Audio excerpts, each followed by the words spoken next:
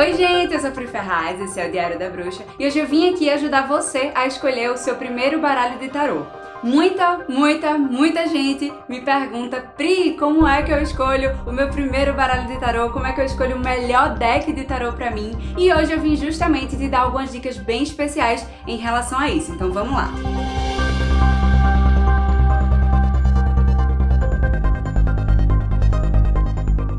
Nós temos centenas de opções de decks de tarô ao redor do mundo, dos mais variados estilos e temas, e aí realmente às vezes fica um pouco difícil saber qual é o melhor deck para começar. Mas a primeira coisa que você precisa definir é se você vai querer um deck tradicional ou um deck mais moderno. Ambas as opções possuem as suas vantagens e eu vou justamente falar sobre cada uma aqui para vocês. Começando pelos decks tradicionais, o primeiro que eu vou mostrar aqui para vocês é o Tarô de Marselha. Esse tarô aqui é o tarô mais tradicional que a gente tem no mundo. E normalmente, quando a gente fala sobre tarô, é a imagem dele que muita gente tem na cabeça. Tudo indica que a origem desse tarô foi lá no século XV. E as ilustrações dos 22 arcanos maiores do Tarô de Marselha são a base para praticamente todos os tarôs que a gente tem hoje no mundo. Então esse é um deck super clássico, o mais clássico de todos. E tradicionalmente ele utiliza essas cores básicas aqui. No entanto, hoje em dia a gente tem outras versões mais modernizadas dele.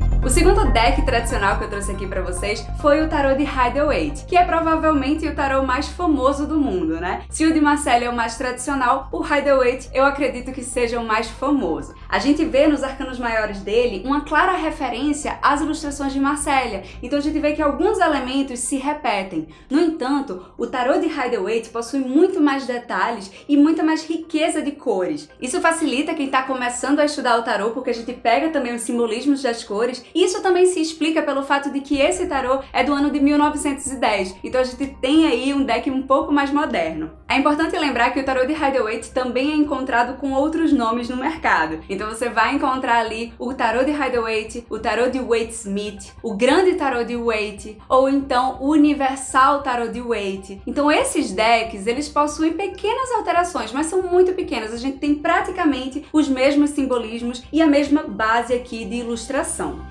Existem algumas vantagens de você optar por um deck clássico. A primeira é que eles são bem mais facilmente encontrados nas lojas e livrarias. A segunda é que eles são mais facilmente encontrados na língua portuguesa. Então se você não sabe falar inglês ou alguma outra língua como o francês, que a gente tem muitos decks em francês, é legal que você tenha um deck em português mesmo. E esses dois aqui a gente encontra mais facilmente em português. E o terceiro ponto é que eles normalmente são a base utilizada nos livros de tarô. Então quando a gente vai estudar ali tarô através de livros, a gente vai encontrar um desses dois aqui sendo analisados. E aí muita gente me pergunta: Pri, mas é melhor eu optar pelo Marselha ou pelo Rider-Waite? E aí, quando me perguntam isso, eu sempre gosto de indicar o Rider-Waite, por alguns motivos bem básicos. Não é porque eu não gosto do de Marselha, eu gosto desse tarô sim, ele é um tarô incrível, um tarô clássico, e ele é muito bom de estudar, tem muita gente que adora ele. Mas eu acredito que o Rider-Waite, além de ser mais fácil de compreender por causa da riqueza de detalhes e de cores, se você tem o objetivo de, depois de estudar os 22 arcanos maiores, começar a estudar também os 56 arcanos menores, o tarô de Rider-Waite vai te facilitar muito mais, e eu vou te mostrar o porquê. Enquanto no Tarô de Marselha a gente tem os arcanos menores representados por numerais e ilustrações abstratas, no Tarô de Rider-Waite os arcanos menores são representados por figuras também. Então aqui é o 3 de paus no Tarô de Marselha, e aqui o 3 de paus no Tarô de Rider-Waite. Como a gente vê a figura, fica muito mais fácil a gente memorizar e fixar na nossa mente o significado da carta. No entanto, eu quero recomendar muito aqui para vocês que quando vocês forem começar a estudar o tarô, comecem apenas pelos arcanos maiores. Eu recomendo muito que você apenas estude os arcanos maiores de início, fique craque neles, pratique bastante jogando para outras pessoas, tenha domínio total dos arcanos maiores, para só depois você começar a entrar nos arcanos menores. E aí, se você fizer isso, estudar os arcanos menores vai ficar muito mais fácil. Então, assim que você comprar o seu tarô, se esse for o seu primeiro deck, esqueça os arcanos menores. O seu baralho de tarô vai ter apenas 22 cartas de início. Antes da gente começar a conversar sobre os tarôs modernos, eu queria falar para vocês 2 baralhos de tarô que são também considerados meio que tradicionais, não são tão tradicionais como o Rider-Waite e o Marselha, mas que eu acho que se enquadram aí também nesse time. É o caso do tarô mitológico, que traz as figuras tradicionais do tarô, né, baseadas ali no Rider-Waite e algumas em Marselha, mas que são baseadas em figuras dos deuses gregos. E também o tarô de Crowley, que também é chamado de tarô de Thoth, que embora tenha algumas ilustrações que muitas pessoas consideram meio complicadas ou abstratas, ele é sim um tarô também considerado tradicional. E aí quando a gente vai para os tarôs modernos, a quantidade se multiplica ainda mais. A gente tem tarôs dos mais variados temas e estilos. Então a gente tem, por exemplo, o Zumbi Tarot, que traz ali uma temática zumbi, mais irônica, engraçadinha. A gente tem o Halloween Tarot, que é ali baseado nas figuras do Halloween tradicional. A gente tem o tarô do Rock and Roll, que traz astros do Rock and Roll para ilustrar as cartas do tarô. E aí, por aí vai. A gente tem muitos temas mesmo. E aí, gente, a minha grande dica é que você escolha um tema que você goste, ou então um estilo que você gosta. Então, digamos que você é uma pessoa que se interessa pelo tema da magia, está familiarizada ali com alguns elementos, alguns símbolos dentro da bruxaria. Então você pode escolher um tarô bruxinho para você, que é o caso, por exemplo, do The Greenwich Tarot, né, que traz aqui alguns elementos da bruxaria, da antiga religião, aqui para as ilustrações do tarô. Também tem várias outras opções, como por exemplo o tarô das bruxas, que é o Witch's Tarot. A gente tem também o Everyday Witch Tarot, que traz umas bruxinhas mais modernas, e por aí vai. Mas se você gosta de um estilo mais jovem, mais descolado, outra opção também seria o The Wild Unknown Tarot, que tem aqui um estilo mais desenhado, feito à mão, parece até algumas tatuagens aqui, esse estilo de ilustração. E ele tem bastante representação de animais, então se você é uma pessoa que se identifica com esse estilo de representação, você consegue entender os simbolismos dos animais, esse deck aqui vai facilitar bastante aí sua vida. Ou então se você prefere um estilo minimalista,